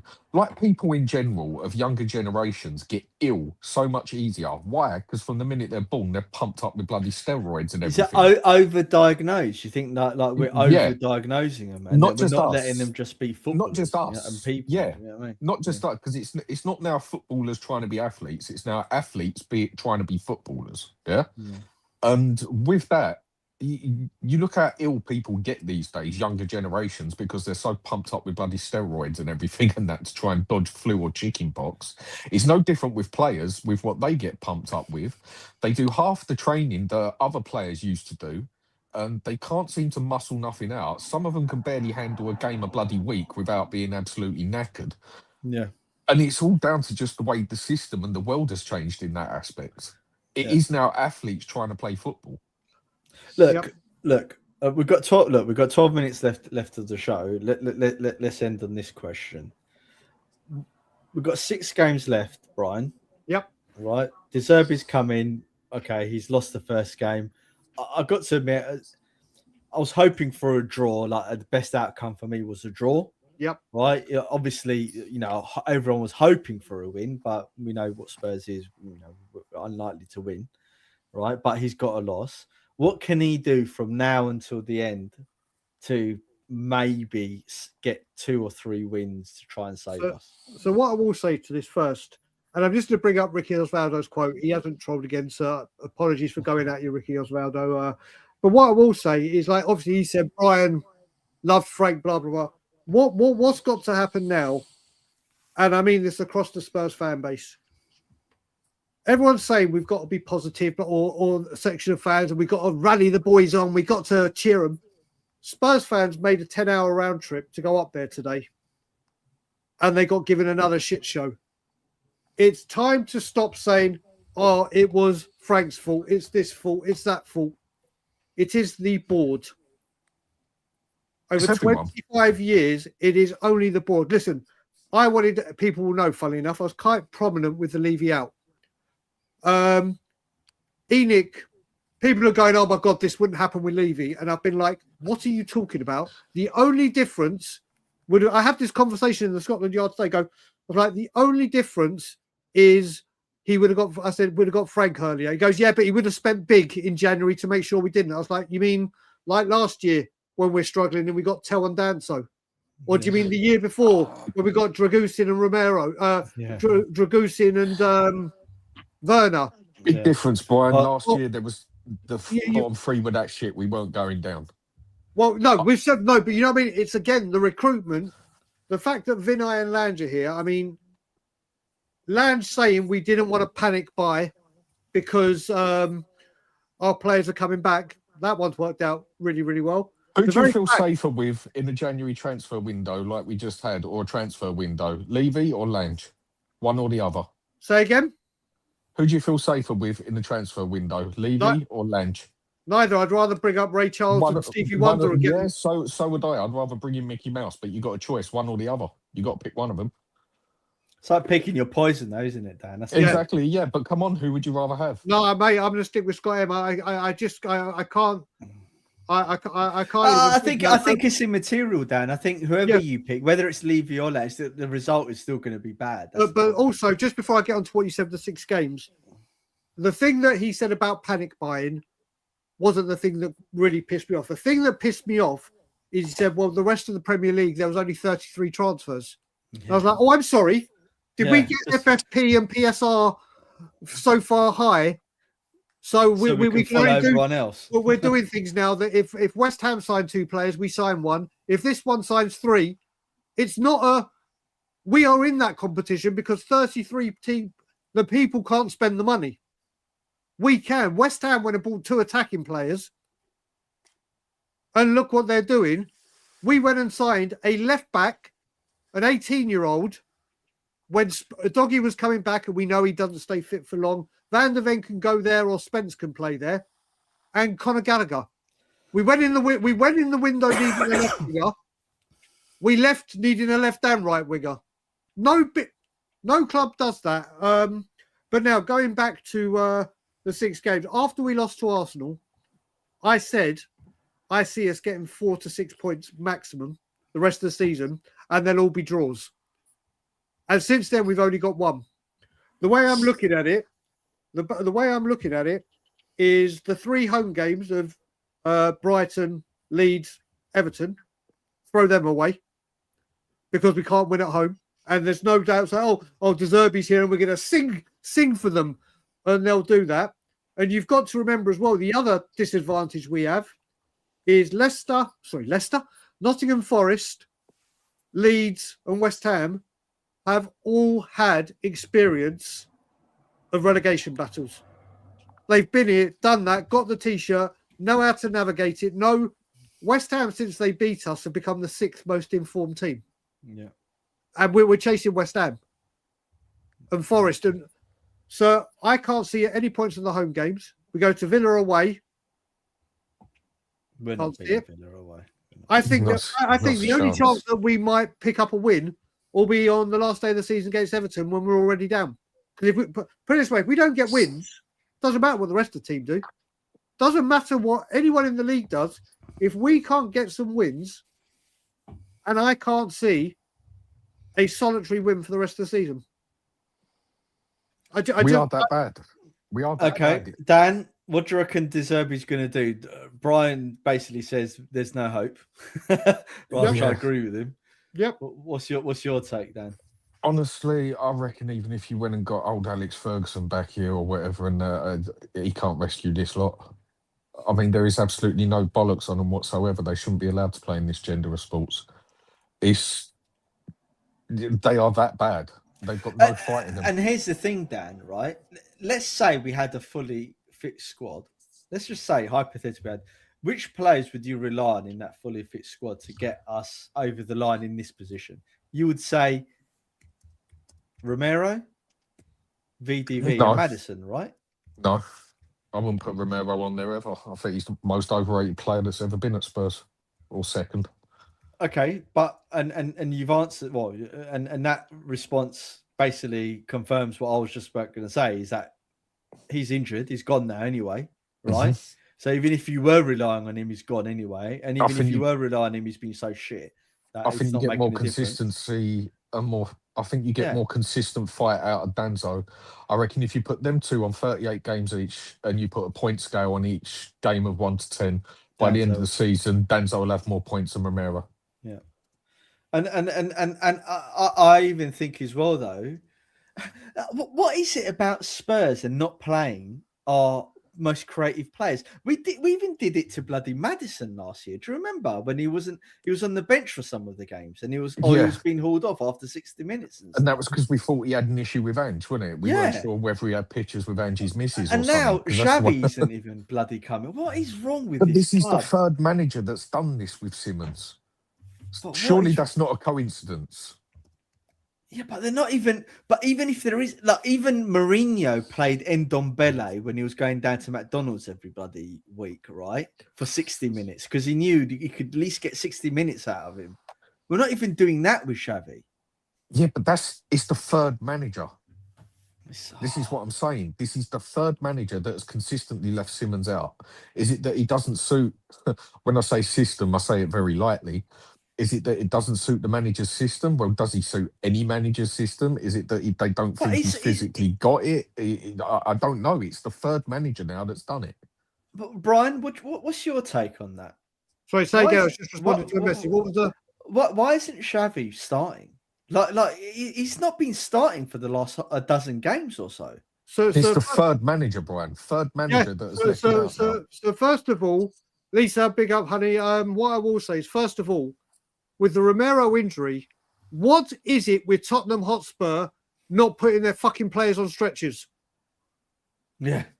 Bentancur when he did it against Leicester, hobbled, mate. We don't put up Van der Ven when he did his hamstring at Chelsea. We have players that have major injuries. It's like, oh yeah, just walk it off because we don't want to bring a stretcher on. Fuck you, President. Don't worry about the stretcher. Our wonderful medical team will have you right very, very quickly.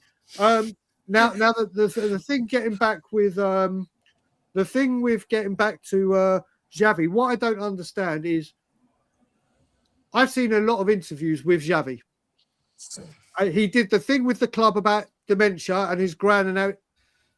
Humble, down to earth, no attitude. I saw him do, I don't know if people in the chat or you two saw, he did an interview where people were asking him questions as he was kicking a football, like taking free kicks or whatever. He comes across so humble, no attitude.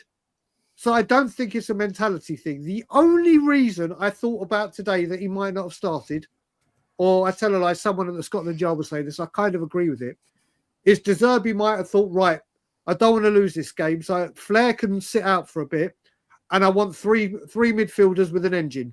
But forget whether they're good enough or not. Would have thought Bergvall run up and down all day. Same with Archie Gray. Same with Gallagher, or what we see Gallagher do.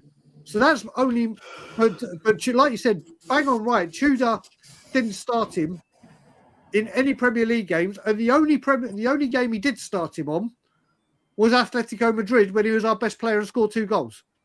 Yeah. Don't get me wrong, the tie had gone. Then obviously with Frank, we brought him in. You can always say, yeah, he's just come. It takes a little bit of time. And he has some really, really good games. And the thing I did love with him, compared to any number 10 I've seen recently, especially for us, was his work rate defensively.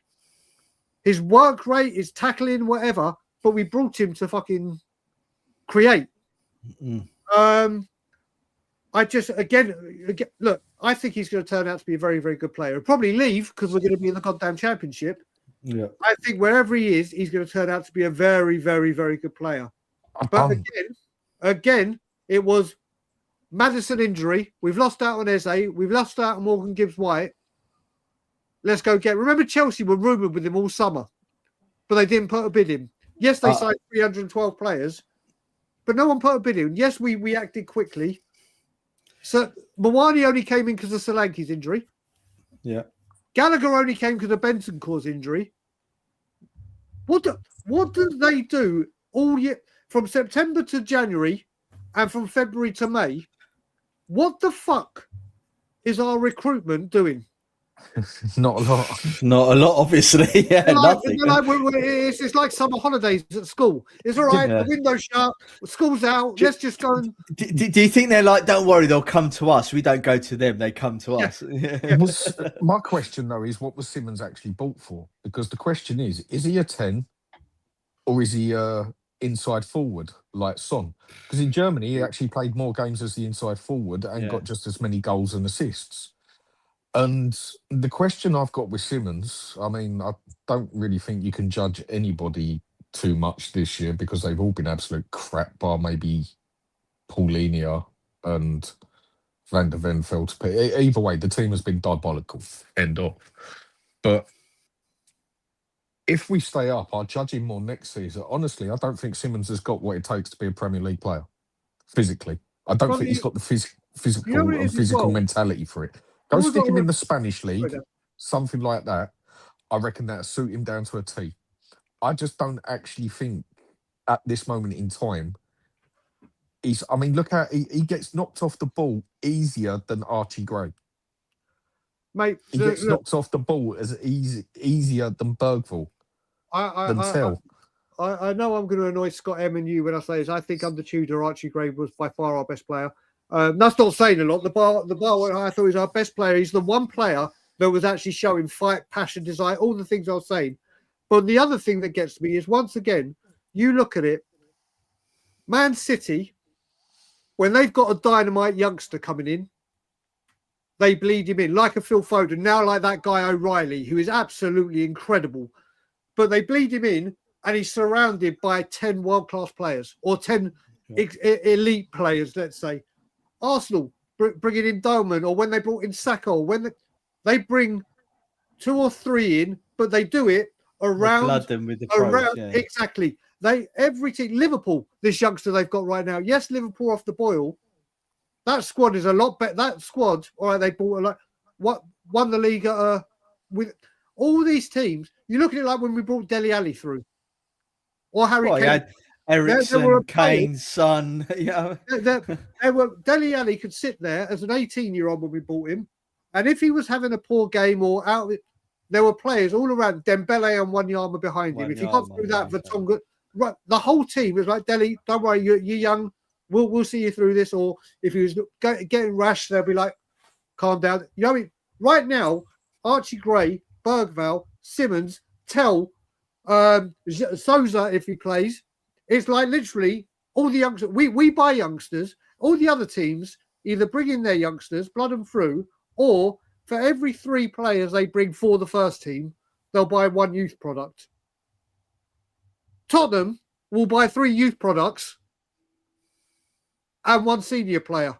And I'm being very, very, very generous when I say senior player, because there's nothing senior about them.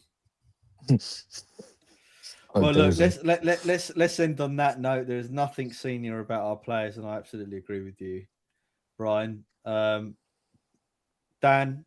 thanks for coming on, mate. Everyone, check out the Hotspur Hood. Brian, where can people find you? Are you still doing Tottenham on Tour? Tottenham on Tour is like I said, the main reason I came back is after Tudor was sacked, not because I was that angry that he got sacked. I realised, and this isn't me being big-headed or anything like that, the Levy out, Enoch out voices are dying because it's let's be positive, let's be this. And I started thinking to myself, what kind of example or whatever am I showing if I'm not there to help Stells, Hughes, Dan's, and like we're the minority, we always have been. And I always thought, I said to myself, so Tottenham on Tour are back, but I'm going to be appearing on shows very, very, very good. Not well, like whenever every day you're going to see me on a stream. Yeah. It's been my whenever you want to come on, Spurs Brian, Corner for the first time. Yeah, no, whenever you want to come on, Brian, just message me or the other guys, and you're always welcome to come on whenever you want. Right, big up everyone. Thanks for all of the comments. I have been reading them as I've been going along. As I said earlier, you can tell that a lot of the people that follow us are the diehards that are realistic about who we are as a club. You know, we don't really get the other side of the argument, but I don't think there is another side of the argument anymore, Brian. I think the evidence now is so overwhelming about how Enoch have done that I just don't even see a point anymore to like pretend that there is another side of an argument. It's dead and buried for me. It's done, you know. I will say in one final comment, and I'll say it now. I'm not going to go into details or anything, but should it happen, which I think it will, we go down.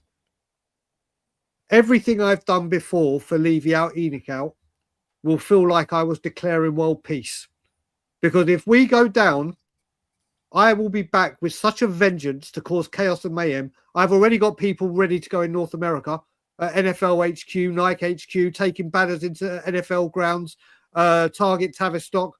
I will be trying to sort things out, get the old band back together from the diehard Enoch out group. None of this sell out to the club. We were there. Maz, you were there many a time. Dan, you've been there, where we may not have had the numbers, but we were there every single home game at the training ground. I was there for 17 days straight. Yeah. And if the club had said to us, "Oh, work alongside," I'd have done. You know what you can do when you work alongside you? Stuff out of your ass. Yeah, exactly. So, should we go down, I am going to cause chaos and mayhem. Well, Brian, God bless you, mate. Thanks for everything you do. Good to see you. Dan, thanks again. Everyone in the chat, big up to AUs. I did do a last super chat. Said, yo, so I need tickets for your delegation train. I'm sure Stel will happily give out free tickets for his train when we go down, because, you know, Stel will be telling everyone on every single show that he told us. So there we go. That is Stel. Yeah. Big up, everyone. Thanks for tuning in, and we'll see you on the next one. Enoch out. Enoch out.